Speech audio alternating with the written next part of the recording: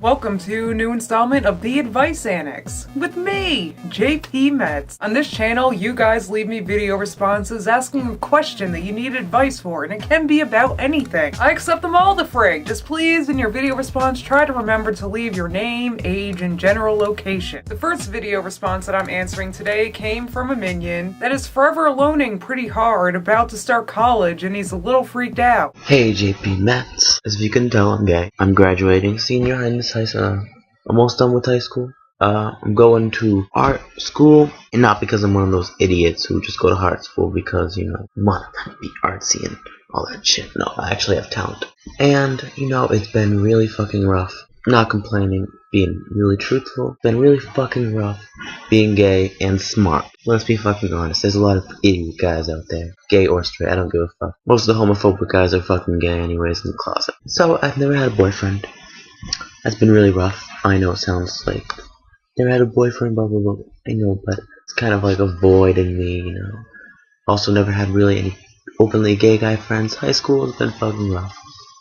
Cause no one's open, everyone's fucking pussies. And I'm very different as well, and I'm picky. I just want your advice in this area. I'm gonna firstly answer this question as somebody who also went to art school, who also had actual talent. I'm just gonna warn you ahead of time, be prepared. About 80% of the other kids in your college will also not have talent. Sorry, I hate to kill your dreams. Alright, I'm sorry. I don't mean to be a negative Nancy here, because I honestly think that half your problem is you're being a little bit of a negative Ned. The impression that I got from the first half of this video is that you're alone because you hate everyone, you think everyone's dumb. And don't get me wrong, there are a lot of dumb people. Think about it, if you say about 50% of the population is, quote, dumb people, and say about 1 out of every 10 people are gay, actually, mathematically speaking, the pool that's left over just isn't that much people that are gay and also are not idiots. However, I do personally know plenty of people out there that aren't dumb and that also happen to be gay. And I wonder if a part of your problem is just kind of like a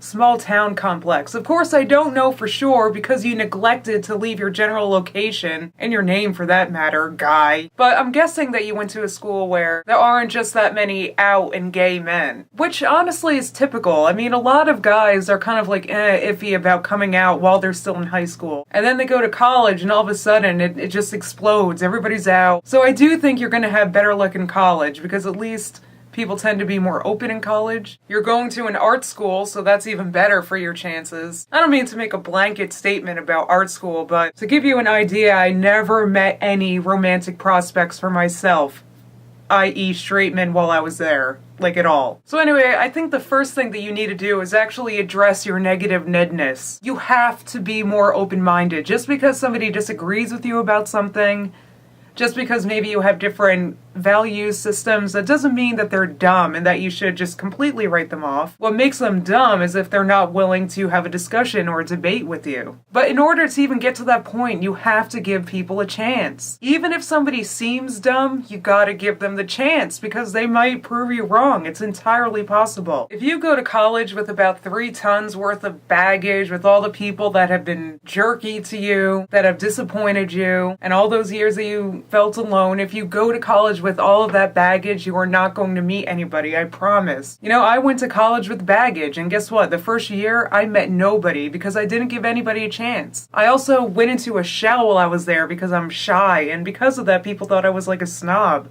Like, you've got to talk to people. And actually, I think it's even more interesting if you can meet somebody who maybe thinks differently than you because you have discussions. You learn a lot more about yourself, about other people, about the world. The only way that you're going to meet people is if you're out there dealing with people. So you've got to give people a chance and you've got to join some clubs. I finally made a ton of friends in college when I joined a club. Being in group situations, studying with people, working with people, painting with people. You just gotta crawl out of your shell, okay, Mr. Krabby Pants? My next question comes from a viewer that's nervous about starting her job in retail. Hi Justine, my name's Natasha, I'm 20 years old and I'm from Manitoba, Canada. I just finished my 3rd year of university and I'm looking for summer jobs and I'm probably going to end up working in retail. And I've worked in retail before, but I know that you've worked in retail extensively. So I was wondering if you had any tips on how to deal with customers that maybe you want to yell at, make a sardonic comment towards. I feel like maybe that's something you've dealt with in your life.